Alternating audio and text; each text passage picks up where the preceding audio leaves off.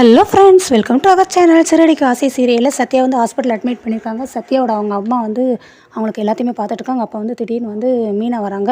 உன்னோட பைக் வந்து நீ வந்து பைக்கில் போனீங்களே, யாரோட பைக்கு? உன் ஃப்ரெண்டோடதுன்னு உன் ஃப்ரெண்டை ஃபோன் போட்டு வர சொல்லு. அந்த பைக் வந்து டேமேஜ் ஆயிருக்கா என்னன்னு சொல்லி பார்ப்போம். அவனுக்கு வந்து நம்ம காசு கொடுத்துருவோம் அப்படி இப்படின்னு பயங்கரமாக கேட்குறாங்க. எதுக்குடி இப்போலாம் அவன்கிட்ட அதை கேட்குறேன்? அவனே பாவம் கையில் அடிபட்டு ரொம்ப வேதனையோடு இருக்கான். அவனே இல்லைம்மா அவன் பொய் சொல்கிறாம்மா, அவன் யார் கூடயே சண்டை போட்டு இந்த மாதிரி அடிபட்டு கையை யாரும் முறுக்கியிருக்காங்க, ஆனால் நம்மக்கிட்ட வந்து பொய் சொல்கிறான் அப்படின்ட்டு அடுத்து திருப்பி மீனா வந்து அவங்க தம்பிக்கிட்டே போய் கேட்குறாங்க. உண்மையை சொல்கிறா, நீ எங்கே வேலை பார்க்குற, நீ எங்கே யார்கிட்ட வந்து சண்டை போட்டு எதனால உன் கை இப்படி முறிஞ்சிருக்குன்னு சொல்லி கேட்குறாங்க. இல்லைக்கா நான் வந்து ஒரு ஃபைனான்ஸில் வேலை பார்க்குறேன், அதை வந்து சிட்டியோட தான் அப்படிங்கிறாங்க. உடனே மீனா பயங்கரமாக கோவருது. அந்த சிட்டி கூட சேராதுன்னு ஒன்று சொன்னால் கேட்குறியான்னு அவங்க வந்து அடிக்கிறாங்க. அவங்க அம்மா வந்துட்டு மீனா நிப்பாட்டு, அவனே கை உடஞ்சி பாவம் வேதனை இருக்கான், அவனை போட்டு ஏண்டி அடிக்கிறேன்னு பாருமா, நம்மக்கிட்டக்கெல்லாம் போய் சொல்லிவிட்டு அவன் இந்த சிட்டி கூட தான் வேலை பார்த்துட்ருக்கான்னு. உன்னை எத்தனை சொல்லியிருக்கொண்டு அந்த சிட்டி கூட சேராதுன்னு கேட்குறியாடா நீ அப்படின்னு அவங்க அம்மாவும் சொல்கிறாங்க. இன்னும்மா அவன் இப்போலாம் நல்லா திருந்திட்டான், இப்போ வந்து வட்டிக்கு காசு விட்டு இருந்துங்கிறான், அதை நான் தான் மேனேஜ் பண்ணி பார்க்குறேன், அந்த கணக்கு வரவு செலவையெல்லாம் நான் தான் பார்க்குறேன். ஸோ வட்டிக்கு இப்படி இந்த மாதிரி காசு கொடுத்து வாங்கும்போது நான் வந்து நிறைய பேர்கிட்ட போய் வட்டி காசு அசல் காசு எல்லாமே நான் வந்து கலெக்ட் பண்ணியிருக்கேன். ஸோ அந்த மாதிரி வேலை தான் பார்க்குறேன், இது ஒன்றும் தப்பான வேலை கிடையாது, அவன் இப்போ நல்லாவே திருந்திட்டான், நல்ல வேலை பார்க்குறான் அப்படின்னு சத்யா வந்து அவளுக்கு சப்போர்ட்டாக பேசுகிறாங்க. அவன் கூட சேர வேண்டாண்டே, நீ அப்படி ஒன்றும் தொழில் பார்க்க வேண்டாண்டா, அவன் கூட சேர்ந்து இருக்க வேண்டாண்டாங்கிறபோது அதுக்கப்புறம் நீ இப்போ சொல்லி யார் உன் கையை உடச்சது எதனால என்னன்னு கேட்கும்போது சொல்கிறாங்க. அவர் நிறைய பேர் வட்டி கொடுப்பாரா, அப்படி கொடுக்கும்போது முத்து மாமாவோட ஃப்ரெண்டுக்கு வந்து வட்டி கொடுத்துருந்தாரு. ஸோ அந்த வட்டியை கேட்குறதுக்காக என் ஃப்ரெண்டு சிட்டி போயிருந்தேன், நானும் கூட போயிருந்தேன். அப்போ வந்து அவர் வந்து வட்டி கொடுக்கலன்னு சொல்லி கை கலப்பு ஆகிப்போச்சு. அவர் வந்து இவர் ஃப்ரெண்டை அடித்தார். ஸோ இதை பார்த்துட்டு முத்து மாமாவும் கரெக்டாக ஆனார் வந்துட்டாங்க. அப்போ ஒன்று அவனோட முத்துவோட ஃப்ரெண்டு தான் ஒன்று அடித்தானா, அவனும் அவன் கையை முறிச்சானான்னு சீக்கிரமாக அவங்க கேட்குறாங்க. இல்லைம்மா அப்படிங்கிறாங்க. அப்புறம் யாரோட உன் கையை முறிச்சது அப்படிங்கிறாங்க. அந்த முத்துவோட மாமா ஃப்ரெண்டு அடித்தம்மா, அதனால் முத்து மாமா என் ஃப்ரெண்டை அடிக்கிறேன்னு கோவப்பட்டு என் கையை முறிச்சிட்டாங்க. மாமா தான் அடித்தாங்க, அம்மா மேலே சத்தியமாக சொல்கிறேன், முத்து மாமா தான் என் கையை உடச்சாங்க. நான் வேண்டாம் மாமா வலிக்குதுன்னு எவ்வளவோ சொன்னேன், ஆனால் மாமா கேட்கல, என் கையை உடச்சிட்டாங்க அவங்க ஃப்ரெண்டு அடித்த கோவத்தில் அப்படின்னு சொல்லி சொல்கிறாங்க. என்னதில் சொல்கிற, மாப்பிள்ளையை எப்படி பண்ணார், மாப்பிள்ளையை எப்படியா செஞ்சாருன்னு சொல்லி அவங்க அம்மாவுக்கு பயங்கர ஷாக்காக இருக்குது. மீனா இதெல்லாம் கேட்டுட்டு ரொம்ப அமைதி அப்படியே பயங்கர அதிர்ச்சியில் இருக்காங்க. நம்ம வீட்டுக்காரர் தான் இப்படிலாம் பண்ணாரா அப்படின்னு சொல்லி அதிர்ச்சியில் இருக்காங்க. அவங்க தங்கச்சி சொல்கிறாங்க, அதனால தான் மாமா இவனை வந்து சரியாக பார்க்கவே வராமல் இருக்காரோக்கோ அப்படின்னு சொல்லி சொல்கிறாங்க. இதுவே வேறு யாராக இருந்தால், அவங்க தங்கச்சி சொன்னதுக்கப்புறம் அவங்க அம்மா சொல்கிறாங்க, இதுவே வேறு யாராக இருந்தால் நான் வந்து வீட்டில் போய் நல்லா சண்டை போட்டு வந்துருப்பேன், இப்போ என்ன பண்ண, மாப்பிள்ளையை போயிட்டாரே, அவர் என்ன செய்ய முடியும், ஒன்றும் செய்ய முடியாரே அப்படிங்கிறாங்க. அவன் சத்யா சொல்கிறான், அவர் வந்து குடிச்சிருந்துருப்பார் போலுக்கு, அதனால தான் அந்த மாதிரி செஞ்சுட்டாரு, ஒரு மாதிரி ஸ்மெல்லு வேறு அடிச்சதுக்கா, நான் எவ்வளோ சொல்லியும் கேட்கல, மாமா அந்த சமயத்தில் குடிச்சிருந்துருப்பார் போலுக்கு அப்படிங்கிறாங்க. என்ன பண்ண, நம்மளாம் காசு இல்லாத அணையாதையாக போயிட்டுமே, நம்ம யார் கேட்பாங்க, நம்மளாம் ஏழையாக பிறந்துட்டுமே அப்படின்னு அவங்க அம்மாவும் புலம்புறாங்க. அடுத்து மீனா வந்துட்டு இப்படி இவ்வளோ தூரம் பண்ணியிருக்காங்களேன்னு சொல்லி மீனா பயங்கர கோவம் வந்துச்சு. மீனா கோவத்தில் சீக்கிரமாக வந்து முத்து வேலை பார்க்குற அந்த கார் ஷெட்டுக்கே போயிடுறாங்க. ஆனால் அவர் ஃப்ரெண்டு தான் இருக்கார். அவர் ஃப்ரெண்டு வந்துட்டு, ஏனே உங்களை நான் கூட பிறந்த அண்ணனை தானே நினச்சி, எங்கள் குடும்பத்தில் ஒரு ஆளை தானே நினச்சோம், ஆனால் இவ்வளோ தூரம் நடந்திருக்கேன், அந்த செய்தியை நீங்கள் என்கிட்ட கூட சொல்லலை, என்கிட்ட ஏதாவது ஒரு விஷயம் நீங்கள் தகவல் மாதிரி சொல்லியிருக்கலாம்னு சொல்லி பயங்கரமாக கோவப்படுறாங்க. வாமா என்னம்மா என்னாச்சு, என்ன தகவல் அப்படின்னு சொல்லி இவரும் பயங்கரமாக சமாளிக்க பார்க்குறாங்க. அவங்க ஃப்ரெண்டு அவர் எங்கள் அண்ணன், அவன் பக்கத்தில் வெளியே போயிருக்காம்மா, நீ எதனால வீட்டுக்கு போமா, நம்ம வீட்டில் போய் நம்ம பேசிக்கலாம், நீ வீட்டுக்கு போனால் அவளை வீட்டில் பத்துறதுக்கே குறியாக இருக்கார். அதுக்கடுத்து இவங்க தோம்னு குதிக்கிறாங்க. மீனா வந்துட்டு, நீங்கள் இப்படி பழகிட்டு இப்படி ஒரு தகவல் சொல்லலையே, என் தம்பி சின்ன பையன், அவனை போட்டு இப்படி அடிச்சிருக்கீங்களே, அவனுக்கு வந்து காலேஜில் படிப்பு இருக்குது, சின்ன வயசு, அவனோட எதிர்காலம் என்ன ஆகுறது, இப்படி போட்டு அடிச்சிட்டிங்களேன்னு சொல்லி இவங்க பயங்கரமாக கோவப்படுறாங்க. முத்து இவங்க சத்தத்தை கேட்டு உள்ளேருந்து வந்துடுறாரு. என்ன வைப்பா அவளுக்கு அப்படின்னு சொல்லி பயங்கரமாக கோவப்பட்டு வராரு. உடனே இவங்க மீனை வந்து பார்த்து அதிர்ச்சி அடைகிறாங்க. அப்போ அவர் உள்ளே வச்சுக்கிட்டே தான் அவர் பக்கத்தில் வெளியில் போயிருக்காருன்னு சொல்கிறீங்களே, அப்போ இவ்வளோ நாள் நீங்கள் என்கிட்ட பேசுனதெல்லாம் பொய் தான், என்னை சமாளிக்கிறதுக்காக நீங்கள் நிறைய பொய் சொல்லியிருக்கீங்கன்னு இதுலேருந்து எல்லாம் ப்ரூஃப் ஆகுது அப்படின்னு சொல்லி இருக்கும்போது, அதுக்கடுத்து அவன் என்ன பண்ணான்னு தெரியாமல் நீயாட்டி வந்து குதிக்கிற அப்படின்னு சொல்லி சொல்கிறாங்க. இவங்க மீனான்ட்டு, அப்படி என்ன பண்ணா என் பையன், என் தம்பி, அவன் சின்ன வயசு தானே, அவன் எதுக்கு இப்படி போட்டு அடிச்சிங்க, அவன் எதிர்காலத்தை கொஞ்சமாக நினச்சி பார்த்தீங்களா அப்படின்னு சொல்லும்போது, அடுத்து அவங்களோட ஃப்ரெண்டுக்கு பயங்கரமாக கோவம் வந்துச்சு. அவன் முத்துவோட ஃப்ரெண்டுட்டு, மீனா நீ என்ன நினச்சி தெரியாமல் பண்ணாதம்மா, அவன் எதிர்காலத்தை நினச்சி தான் இவன் இப்படிலாம் பண்ணியான்னு சிக்கமாக சொல்லுவாங்க. ஆனால் நீங்கள் பேசாமல் இருங்க, நான் என் புருஷன்கிட்ட கேள்வி கேட்க வந்திருக்கேன், அவர் எனக்கு பதில் சொல்லட்டானே தெரியுதுலடா, அவள் வந்து அவர் வீட்டுக்காட்ட பதில் கேட்க போகிறா, ஸோ அதனால் நீ அமைதியாரு, நீ பேசாமல், நீ இந்த இதில் தலையிடாத அப்படின்னு சொல்லி அவர் வந்து முத்து வந்து அவரோட ஃப்ரெண்டை வந்து தள்ளி நிப்பாட்டி வைக்கிறாரு. நீ முதல் இடத்த விட்டு காலி பண்ணு அப்படிங்கிறாங்க.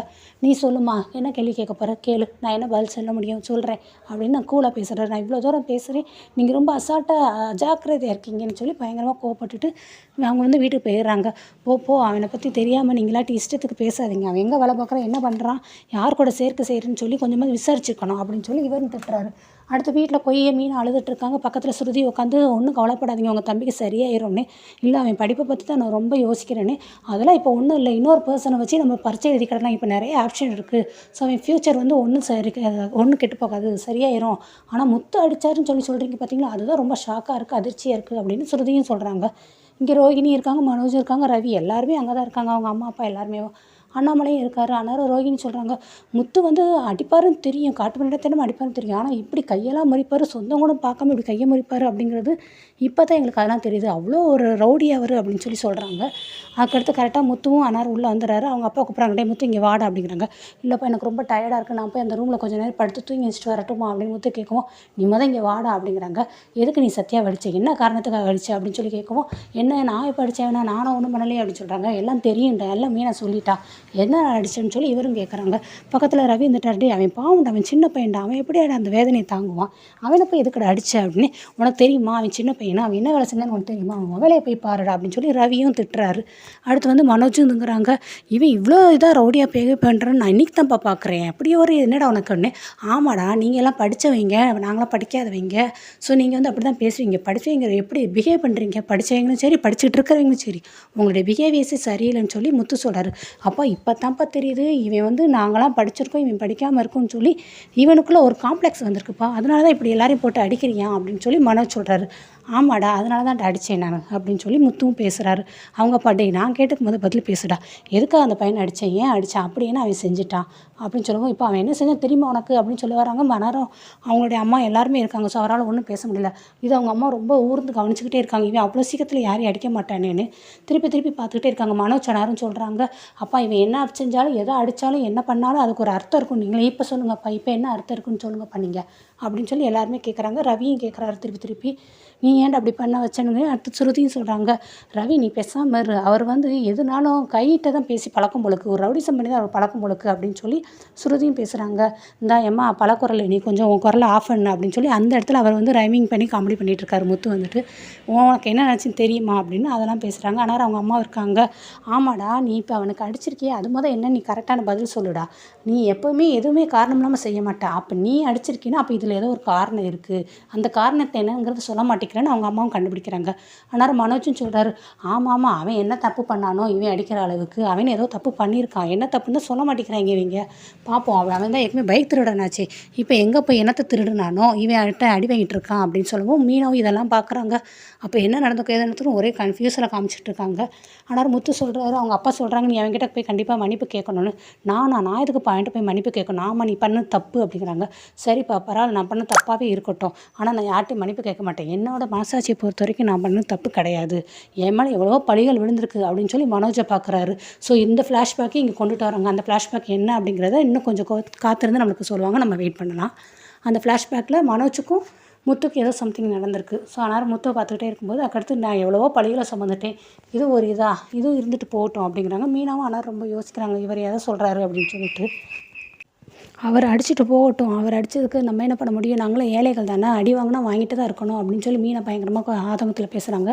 மனோஜையும் சொல்கிறாங்க, மாமா எங்கள் அப்பா வந்து அப்படி ஒன்று யாரையும் வளர்க்கலை, என் தம்பி தப்பு செஞ்சான் இல்லை, ஆனால் மற்றவங்கள மாதிரி போய் சொல்லிட்டு பார்க்கில் போய் படுத்து தூங்கலை அப்படின்ட்டு மனோஜை பற்றி பேசுகிறாங்க. ஆனால் ரோகிணி வந்துட்டு, நீங்கள் எதுக்கு இப்போ இவரை பற்றி பேசுகிறீங்க அப்படின்னு சொல்லும்போது, ஆமாம் உங்கள் வீட்டுக்காரர் என் தம்பியை பற்றி பேசுனா நான் சொல்ல தான் செய்வேன், நாங்கள் என்ன கிள்ளிக்கிறையா ஆளாளுக்கு வந்து எங்களெல்லாம் வந்து பேசிகிட்டு இருக்கிறதுக்கு, எங்களை பற்றி பேச வேணா நீங்கள் சொல்லுங்கள் மாமா அப்படின்னு சொல்லி இவங்களுக்குள்ளே சண்டை வருது. இப்போ இதெல்லாம் நிப்பாட்டுங்கடா அப்படிங்கிறாரு. ஆனால் அதுக்கு முன்னாடி முத்து வந்துட்டு நான் யார்ட்டையும் மன்னிப்பு கேட்க மாட்டேன்ட்டு அவர் ரூம்குள்ளே போயிறாரு. ஸோ ஆளாளுக்கு அவங்கவுங்க இடத்துக்கு போயிடுறாங்க. மீனா எப்பயும் போல் அடுப்படியில் போய் அவங்க வேலை பார்த்துட்ருக்காங்க. ஸோ இதோட கண்டினியூ நம்ம நாளைக்கு பார்ப்போம்.